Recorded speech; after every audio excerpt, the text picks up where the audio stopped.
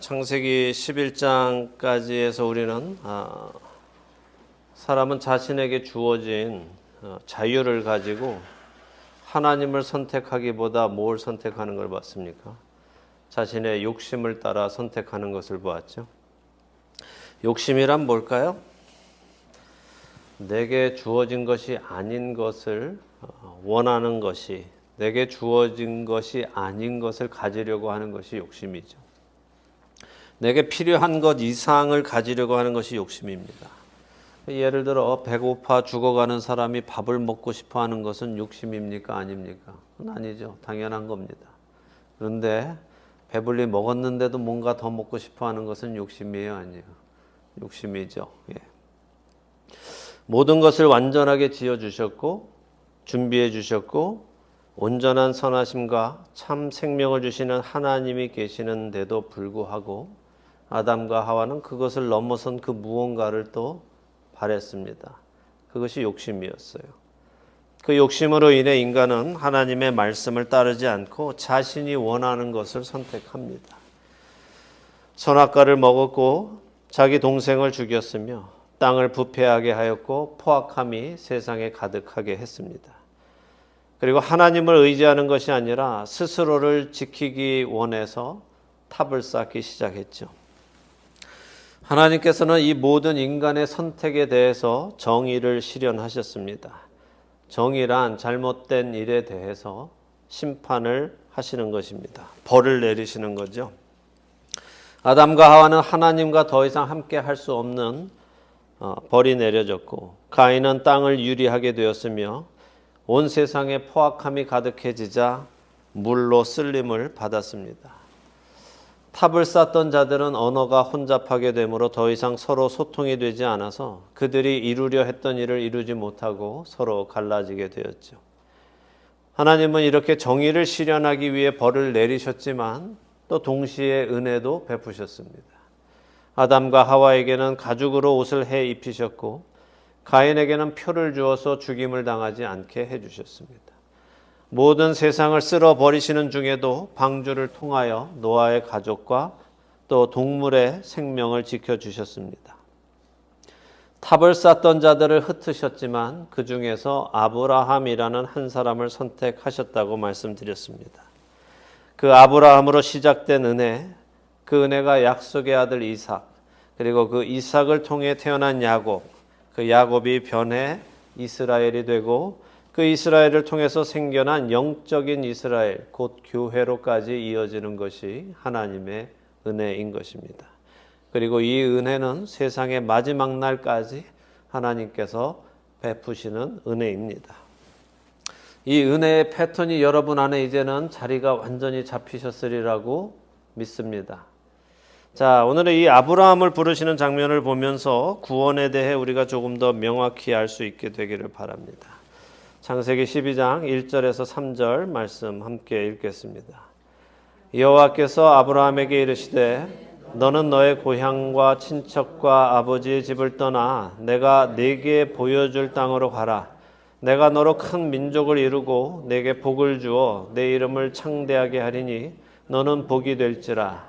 너를 축복하는 자에게는 내가 복을 내리고 너를 저주하는 자에게는 내가 저주하리니 땅의 모든 족속이 너로 말미암아 복을 얻을 것이라 하신지라. 아멘. 자, 아라랏산에 방주가 도착했고 아라랏산에서 나온 노아와 노아의 가족들이 이제 번성하기 시작하면서 그 사람들이 어디로 갔다고요? 동방으로 가다가 시날 평지를 만났죠. 그 사람들을 다시 한번 생각해 보죠. 그 사람들이 한 마음으로 뭘 했어요? 하늘에 닿을 만큼 높은 탑을 세웠습니다. 탑 쌓는 게 나쁩니까? 탑 쌓으면 안 되나요? 그러면 요즘도 빌딩 지으면 안 됩니까? 그건 아니죠. 탑 쌓는 것이 나쁜 것이 아니라 탑 쌓는 동기가 나쁘고 탑 쌓는 목적이 나쁘면 안 되는 것입니다. 신할에 탑을 쌓으려는 이유는 뭐였어요? 철저하게 하나님을 반대하자 하는 이유였죠. 생육하고 번성하여 땅에 충만하게 퍼져나가라 라고 하신 하나님의 말씀에 정면으로 반대하기 위해서 그들은 탑을 쌓아 함께 살아가면서 우리가 흩어짐을 면하자라고 이야기했습니다. 하나님께서 다시는 내가 비로 세상을 심판하지 않겠다라고 약속하셨는데 그 말씀을 믿지 않고 또다시 그런 일이 있을 때 우리는 스스로 비로부터 홍수로부터 우리 자신을 보호할 그런 견고한 탑을 쌓자라고 한 것입니다. 이렇게 세상의 모든 사람이 하나님의 말씀을 믿지 않고 하나님의 말씀을 거부하고 하나님의 말씀과 반대되는 행동을 하고 있던 그때에 하나님께서는 믿음의 조상 아브라함을 부르신 것입니다. 하지만 우리가 기억해야 할 것이 있는데 그것은 아브라함이 처음부터 믿음이 있던 사람은 아니라는 거예요. 그가 믿음이 있는 사람이었기 때문에 그를 부르신 것이 아니라 모두가 이렇게 하나님을 믿지 않고 거부하고 반대되는 행동을 하고 있었지만 그 안에 하나님을 알게 되면 하나님을 경험하게 되면 하나님을 사랑하고 하나님을 경외하고 하나님을 기쁨으로 순종하는 사람이 될 그 씨앗이 있는 그 사람이었기 때문에 하나님께서 그 아브라함을 불러내신 거예요.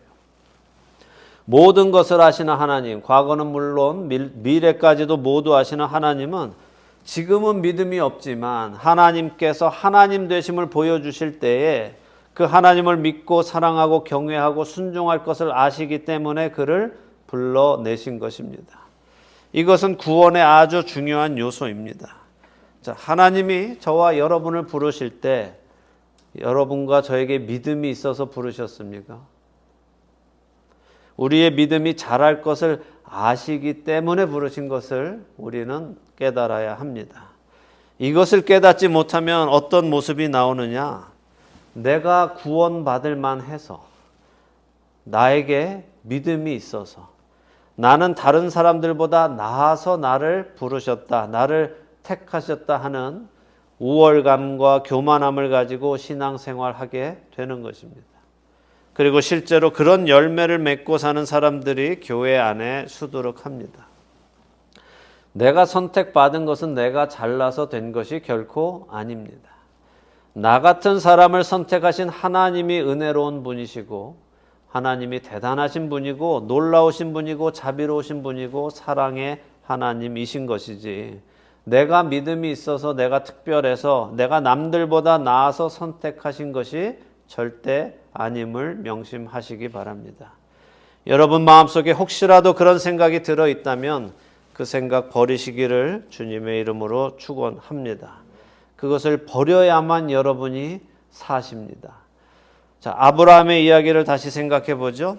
아브라함은 원래 어디 살았습니까? 갈대아 우르 살았죠. 우르에 살다가 아버지가 갑자기 가나안으로 가고 싶어서 가족들 데리고 떠나서 함께 아버지와 함께 우르를 떠났습니다. 그리고 지금은 어디 와 있습니까? 하란에 와 있죠. 그 하란에서 하나님으로부터 음성을 듣는 것이 여기 12장의 이야기입니다. 근데 우르는 어떤 곳이었죠? 우르. 시날 평지에서 한 마음으로 하나님을 대적하던 자들이 언어가 흩어지자 언어가 갑자기 흩어지니까 혼란하게 되니까 어떻게 사람들이 모였을까요? 처음에는 야 우리 같이 탑 쌓자 그래 쌓자 막 이러고 막 벽돌 구면서 탑을 쌓다가 하나님께서 그들의 언어를 흩으시니까 갑자기 서로 말이 안 통할 거 아닙니까? 그런데도 통하는 사람은 또 있었겠죠. 모든 사람이 안 통하는 게 아니라 그룹별로 통하기 시작했을 거란 말입니다. 누군가 내가 이렇게 말했는데 이거 무슨 말 하는 거야 하는데 저기서 야 너는 내 말 알아듣니? 그러면 그 사람이 알아듣는 사람들끼리 이렇게 모이기 시작했을 거 아니에요. 그래서 그렇게 알아듣는 사람들끼리 모여서 서로 나누어지게 된 것이죠. 자, 그래서 이렇게 사람들이 자기들이 원하는 대로 따로따로 가서 사는데 그 중에 한 무리가 와서 살던 곳이 바로 우르인데 이 우르는 고대 바벨론 도시로 아브라함이 살던 당시에는 그 바벨론에서 가장 번성했던 도시가 우르였어요. 그리고 여기는 달의 신을 섬기는 중심지였습니다. 달의 신을 섬기는 지구라트라고 해서 피라미드 비슷한 이런 성전 같은 거 보신 적 있으시죠? 그 피라미드 비슷한 형태의 신전들이 세계 곳곳에서 발견되는데 현재까지도 우르에 있는 그 흔적이 가장 큰 규모의 신전으로 남아 있습니다. 그러니까 이 우르는 하나님이 아닌 다른 신을 섬기는 중심지였다라고 생각하시면 됩니다. 세상의 한 가운데를 의미하죠. 자, 하나님께서는 바로 이렇게 세상의 한 가운데 우르에 살고 있던 사람 한 사람인 그 아브라함을 불러내시는 것입니다. 이게 구원의 시작입니다. 하나님을 거부하는 세상, 죄악이 가득한 세상, 그렇기에 심판받을 그 세상에서 부름받아 나오는 것이 구원의 시작인 것입니다. 자, 그럼 이 구원은 어떻게 받게 되는 거예요? 어떻게 부름받았습니까? 아브라함이 스스로 깨닫고 여기 살면 안 되겠다 해서 나온 것입니까?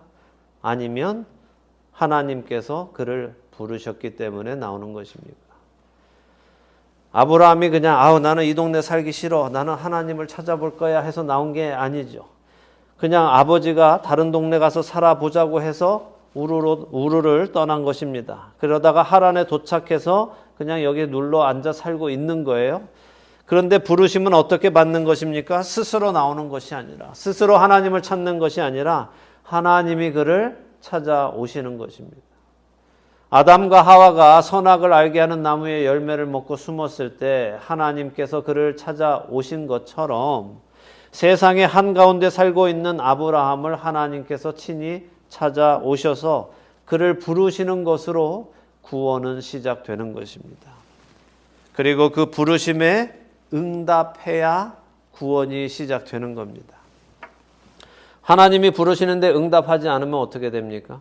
하나님의 부르심에 불순종하면 어떻게 됩니까? 그 사람은 세상으로부터 나오지 않겠죠. 하나님은 모든 사람이 회개하여 구원에 이르기를 원하신다라고 성경은 말씀하시는데, 그 말은 하나님이 모든 사람을 구원으로 초청하신다는 것인데, 하나님의 그 부르심에 응답하는 사람은 제한적이라는 거죠. 그래서 하나님의 그 부르심에 응답을 해야 구원의 시작이 일어난다는 것입니다. 하나님께서는 그렇게 구원을 시작하시며 아브라함에게 말씀하시는데 이게 아주 중요한 포인트입니다. 하나님은 아브라함을 부르시고는 뭐라고 하세요? 떠나가라 라고 하시죠. 그죠? 그래서 하나님의 부르심을 받으면 어떻게 해야 하는 거예요? 떠나가야 하는 것입니다. 부르심에 대한 응답은 떠남으로 시작되는 거예요. 그렇다면 무엇을 떠나야 할까요? 자, 한국어 성경으로 보면 너의 고향을 떠나라 라고 하시죠. 근데 이 번역은 좋지 않은 번역입니다. 우리 다 고향이 있죠? 여러분 중에 고향 안 떠난 분 계십니까? 다 떠났으니까 여기 와서 지금 미국에서 이렇게 살고 계시는 거잖아요. 자, 아브라함도 보세요. 지금 자신이 원래 살던 우르를 떠나서 하란에 와서 살고 있어요. 그런데 아브라함에게 하나님께서 너의 고향을 떠나라 라고 말씀하시겠습니까? 이미 우르 떠나서 지금 하란에 와서 살고 있는데 근처 동네도 아니고 아주 먼 곳이에요. 자, 고향 벌써 떠나 있는 그 사람에게 하나님께서 고향 떠나라 라고 하시는 말씀 아닙니다. 그런 의미가 아니죠. 여기서 고향이다 라고 번역된 히브리 원문은 에레츠예요.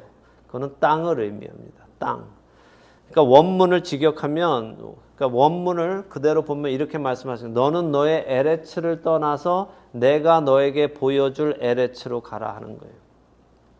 그러니까 뒤에 번역된 내가 너에게 보여줄 땅으로 가라와 마찬가지로 앞에도 땅으로 번역하는 것이 올바른 번역입니다.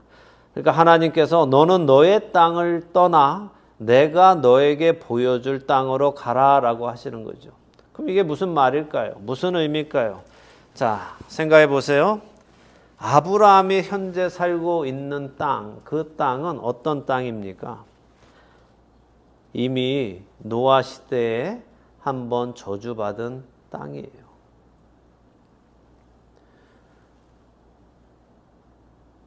우리가 살고 있는 이 땅이 아무리 아름다워도 이 땅은 하나님께 한번 저주받은 땅이라는 걸 여러분 아세요? 저주받은 땅인데도 이렇게 아름답다고 막 세계의 경관을 보러 다니는데 하나님의 첫 번 심판이 있기 이전의 땅, 하나님이 처음 지으셨던 땅은 얼마나 아름다웠을까요? 하나님이 보시기에 심히 좋았던 그 땅은 얼마나 아름다웠을까요?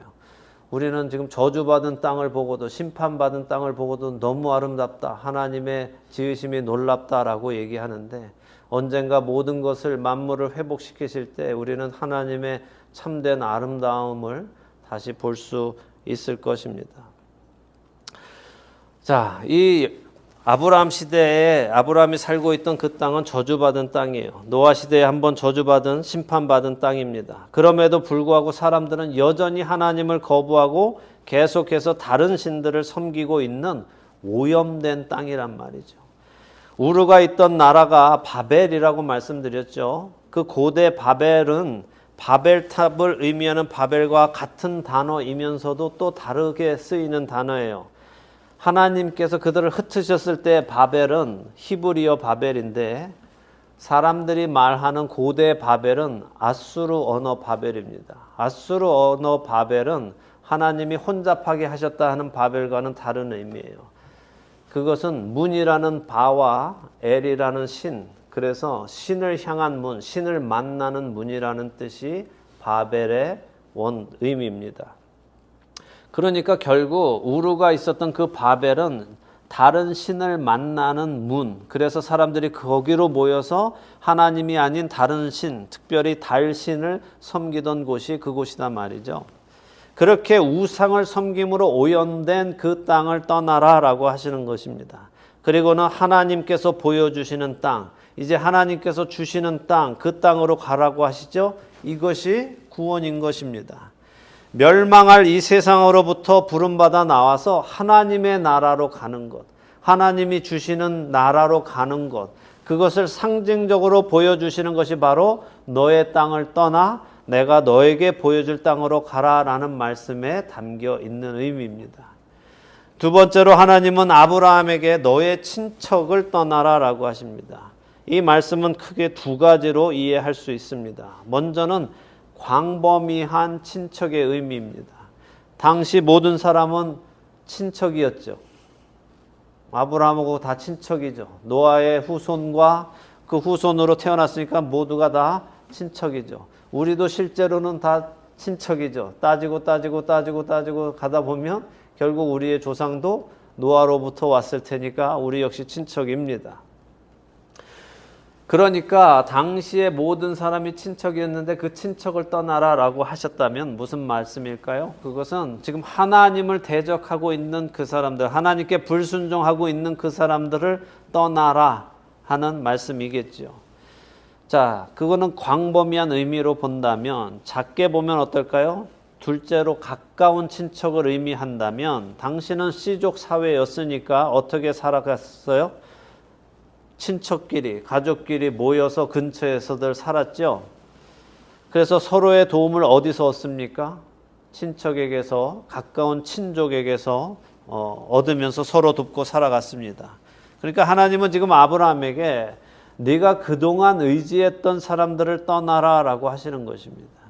지금껏 친족들을 의지하며 목숨을 부지하고 살아왔다면 이제부터는 사람을 의지하지 말고 하나님을 의지하는 삶을 살라라고 말씀하시는 겁니다.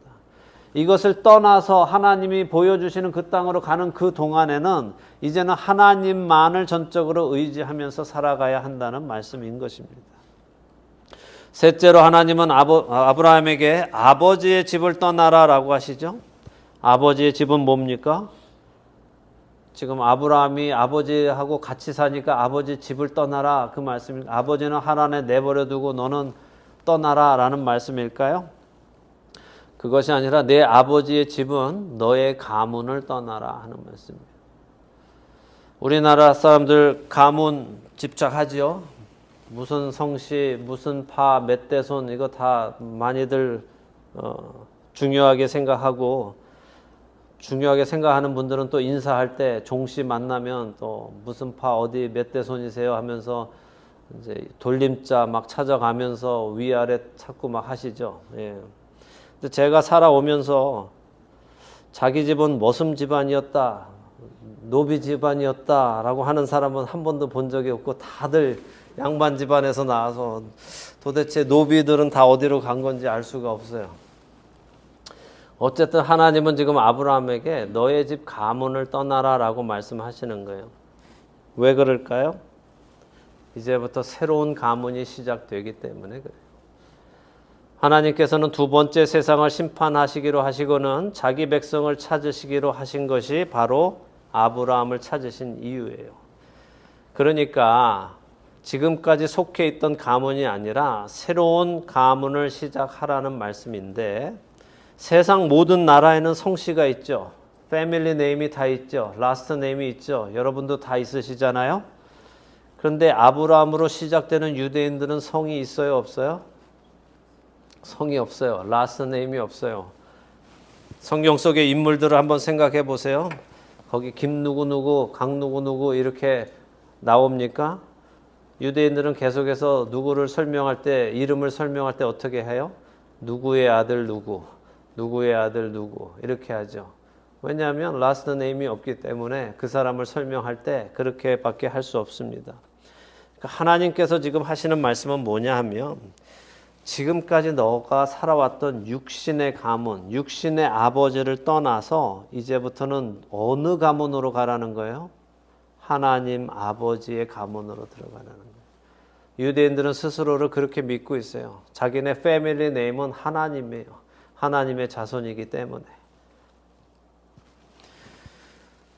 옛사람을 벗어버리고 이제 새 사람으로 살아가라 하는 말씀입니다. 죄인의 정체성을 벗어버리고 의인의 정체성을 새로 시작하라 하시는 말씀이죠. 이것이 바로 구원의 시작인 것입니다.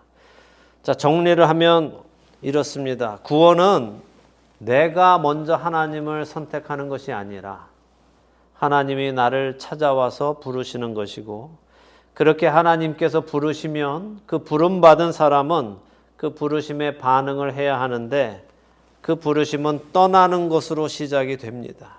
그리고 그 떠나는 것은 뭡니까? 먼저는 이 세상을 떠나가야 하는 것입니다. 그래서 하나님 나라를 향한 그 journey를 시작해야 하는 것입니다. 그런데 그 길을 가는 동안 사람의 힘을 의지하는 것이 아니라 그 사람의 힘을 떠나서 이제는 하나님을 의지하며 그 길을 가야 하는 것이고, 셋째로 옛사람을 떠나 하나님의 자녀로 새롭게 거듭나는 것을 의미하는 것입니다. 이것을 떠나지 못하면 그 사람은 신앙의 여정을 시작할 수 없습니다.